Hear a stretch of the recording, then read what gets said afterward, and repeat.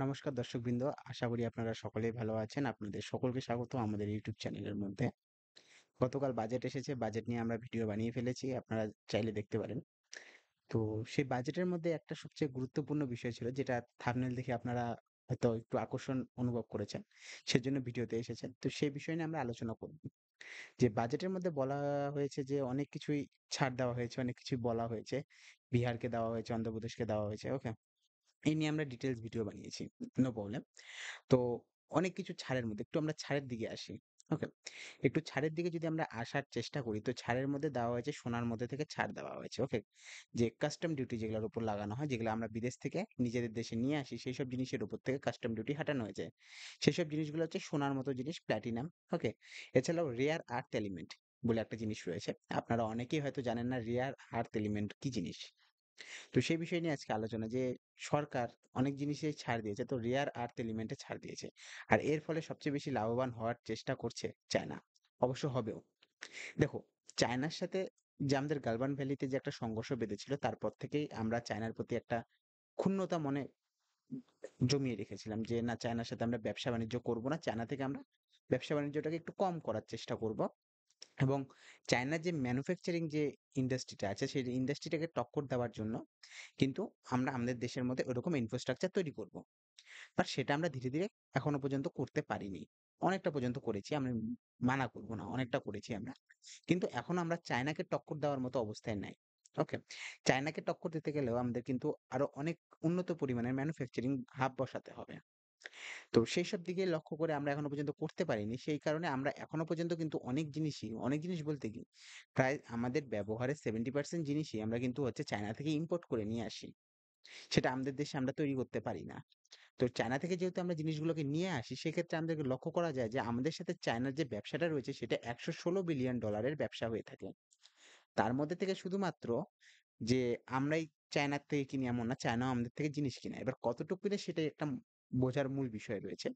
দেখো, আমরা যখন চায়নার সাথে ব্যবসা-বাণিজ্য করে থাকি, চায়না এবং আমরা দুজনে মিলে যদি বন্ধুত্বের সাথে, ব্যবসাতে তো সবকিছুই বন্ধুত্বের সাথে চলতে লাগবে। কারণ আপনারা যতটাই ঝগড়াঝাটি যাই করুন না কেন, ব্যবসার ক্ষেত্রে আপনি প্রফিটই দেখবেন সবসময়। চায়নাও জানে যে আমরা চায়নাকে ছাড়া থাকতে পারব না। এজন্য চায়নাও এর ক্ষেত্রে অনেক লাভ অর্জন করে আমাদের থেকে।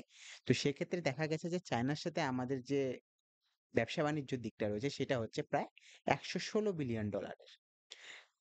এবার $১১৬ বিলিয়ন ডলারের মধ্যে থেকে শুধুমাত্র চায়না আমাদের থেকে জিনিস কিনে মাত্র $15 বিলিয়ন ডলারের। আর $১০১ বিলিয়ন ডলার যেটা রয়েছে, সেই $১০১ বিলিয়ন ডলারের জিনিস কিন্তু আমরা চায়না থেকে নিজেদের দেশে নিয়ে আসি।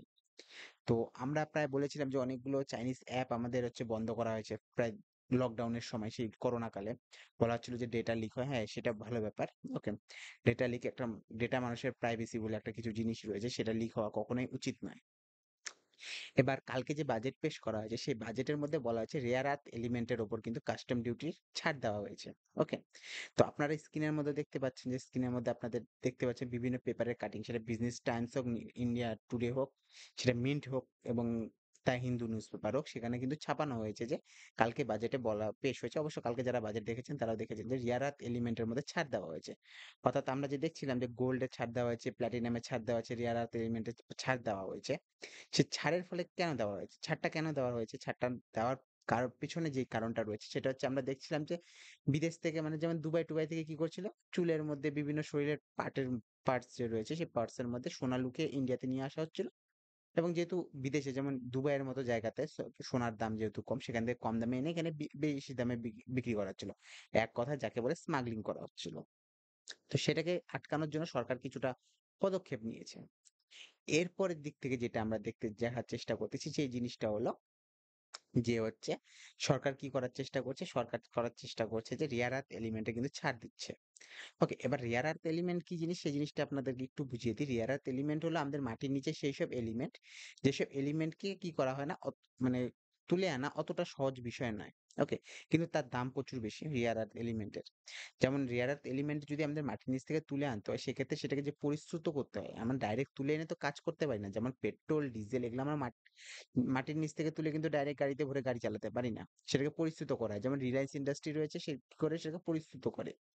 ঠিক তেমনি জিনিসটাই হচ্ছে রেয়ার আর্থ এলিমেন্টের ক্ষেত্রেও। সেটা মাটির নিচ থেকে যখন তোলা হয় সেটাকে পরিশ্রুত করতে হয় এবং সেই টেকনোলজিটা বড়, বড় কান্ট্রির কাছে আছে। আমাদের দেশের কাছে এখনো পর্যন্ত ওই রকমভাবে কিন্তু সেই টেকনোলজিটার বিকাশ হতে পারেনি। আর সবচেয়ে বড় কথা যেটা হলো আমাদের দেশে বলা হচ্ছিল যে আমরা চায়নার সাথে $116 বিলিয়ন ব্যবসা করি। এখন বর্তমানে হচ্ছে রেয়ার আর্থ এলিমেন্টে যেহেতু ছাড় দেওয়া হয়েছে সেক্ষেত্রে চায়নার সাথে ব্যবসা প্রায় $150 বিলিয়ন পার করে যাবে। কেন পার করবে সেই জিনিসটাও আপনাদেরকে বুঝতে হবে। সেই জিনিসটা বোঝার মেইন কারণ হচ্ছে গোটা দুনিয়াতে যত মানে হচ্ছে রেয়ার আর্থ এলিমেন্ট পাওয়া যায় তার সবচেয়ে বেশি পাওয়া যায় হচ্ছে সেটা চায়নাতে। ওকে? ফার্স্ট চায়না রয়েছে, ইন্দোনেশিয়া রয়েছে সেকেন্ড নাম্বারে এবং পরপর করে প্রায় ৫-৬ নাম্বারে ইন্ডিয়া রয়েছে। ইন্ডিয়াতে চায়নার তুলনায় অনেক কম পরিমাণের পাওয়া যায়। সেক্ষেত্রে কিন্তু দেখা যাচ্ছে যে চায়না এবার কি করবে? চায়নার উপর থেকে যেহেতু চায়নার উপর থেকে আমরা ডাইরেক্ট বলবো না, সরকার এটা কখনোই বলেনি যে আমরা চায়নার সাথে ব্যবসা করব। কিন্তু সরকার ইনডাইরেক্টলি কি বলেছে? ইনডাইরেক্টলি বলেছে যে আমরা কাস্টম ডিউটি হাঁটাচ্ছি রেয়ার আর্থ এলিমেন্ট এর থেকে। রেয়ার আর্থ এলিমেন্ট তো আর কেউ চুরি-টারি করে নিয়ে আসে না, স্মাগলিং করে নিয়ে আসে না। সেটা ডাইরেক্ট সরকারই কেনাবেচা করে এবং বিভিন্ন বড়, বড় কোম্পানিগুলো কেনাবেচা করে। তো সেক্ষেত্রে দেখা যাচ্ছে যে এখনো কিন্তু আমাদের দেশে যারা বড়, বড় বিজনেসম্যান রয়েছে তারা সহজেই কি করতে পারবে? বিদেশ থেকে কিন্তু সেই রেয়ার আর্থ এলিমেন্ট নিয়ে এসে আমাদের দেশে বিভিন্ন মানে ইন্ডাস্ট্রিতে ইউজ করতে পারবে। এবার রেয়ার আর্থ এলিমেন্টের ইন্ডাস্ট্রি কোন জায়গায় ইউজ করা হয়? যেমন আপনি যখন যেই মোবাইলটা দিয়ে আমার এখন ভিডিওটা দেখছেন, সেই মোবাইলটার মধ্যেও কিন্তু একটা সেমিকন্ডাক্টর রাখা আছে। ওকে? আমরা সকলে জানি সেমিকন্ডাক্টরের মতো জিনিস বানাতে কিন্তু রেয়ার আর্থ এলিমেন্টের দরকার পড়ে। এছাড়াও আমাদের দেশে এখন একটা জিনিসের প্রচলন খুবই বেড়ে গেছে সেটা হচ্ছে ইভি, ইলেকট্রিক ভেহিকেল। যাকে বলা হচ্ছে যে ব্যাটারি চালিত গাড়ি। আমাদের শুদ্ধ বাংলায় বলি যে ব্যাটারিওয়ালা গাড়ি। ওকে? সেই ব্যাটারিওয়ালা গাড়ির যে ব্যাটারিটা রয়েছে সেটা বানানো হয় লিথিয়াম আয়ন দিয়ে। মানে লিথিয়াম আয়ন যে ব্যাটারি রয়েছে সে প্রত্যেকটা ব্যাটারি। আপনিও যদি সেটা যদি টেস্ট করতে চান আপনি এখন তো আপনারা যেহেতু স্মার্টফোনে ভিডিও দেখে থাকেন তো সেখানে আপনার ব্যাটারি খোলা যায় না। ওকে? কিন্তু আগেকার দিনে যেগুলা ছোট, ছোট মোবাইল ছিল কিংবা আজ থেকে ৫-১০ বছর আগে যেসব মোবাইল ইউজ করা হতো যেখানে হচ্ছে মো মোবাইল থেকে ব্যাটারিটাকে মানে বার করে নিয়ে আসা যেত। সেই ব্যাটারির মধ্যে লেখা থাকতো যে লিথিয়াম আয়ন ব্যাটারি। লিথিয়াম আয়নের এটাই মানে সবচেয়ে বেশি উপকারিতা বা তার মধ্যে খুবিয়া বলতে পারো বা তার মধ্যে আকর্ষণের বিষয়টা হচ্ছে সেটা হচ্ছে ব্যাটারি তৈরিতে কাজে লাগে। আর সবচেয়ে বেশি রেয়ার আর্থ এলিমেন্ট রয়েছে হচ্ছে চায়নার কাছে। এবং গোটা দুনিয়াতে সবচেয়ে বেশি যে রেয়ার আর্থ এলিমেন্ট পাওয়া যায় সেগুলো হচ্ছে আফগানিস্তান, চিলি, আর্জেন্টিনা, বলিভিয়া। ওকে? এই চিলি, আর্জেন্টিনা, বলিভিয়া যে আমি আপনাকে বললাম সেই জায়গাটার মধ্যে সবচেয়ে বেশি লিথিয়াম আয়ন পাওয়া যায়। আর সেখানে যেইসব কোম্পানিগুলো কাজ করছে অর্থাৎ রেয়ার আর্থ এলিমেন্ট তোলার কাজ করছে সেইসব কোম্পানি বেশিরভাগই হচ্ছে চায়নার। ওকে? আপনি 90% কোম্পানি যদি বলে থাকেন সেটার মধ্যে মনোপলি জমিয়ে রেখেছে কে? চায়না রেখেছে। এছাড়া আমরা দেখছিলাম যে আফগানিস্তানের মধ্যে চায়না অনেক ইনভেস্টমেন্ট করছে। সেই ইনভেস্টমেন্ট করার পেছনেও মেইন কারণ হচ্ছে রেয়ার আর্থ এলিমেন্ট। কারণ ভবিষ্যতে বলা হচ্ছে যে ভা ভারত কিংবা হচ্ছে বড়, বড় যে কান্ট্রি গুলো রয়েছে, চায়না রয়েছে, ব্রাজিল রয়েছে, এইসব জায়গাগুলোর মধ্যে কিন্তু ভবিষ্যৎ প্রজন্ম থেকে শুরু করে সব যে প্রজন্মটা আসবে আমাদের পরে সেই প্রজন্ম কিন্তু ইলেকট্রিক জিনিসই বেশি ইউজ করবে।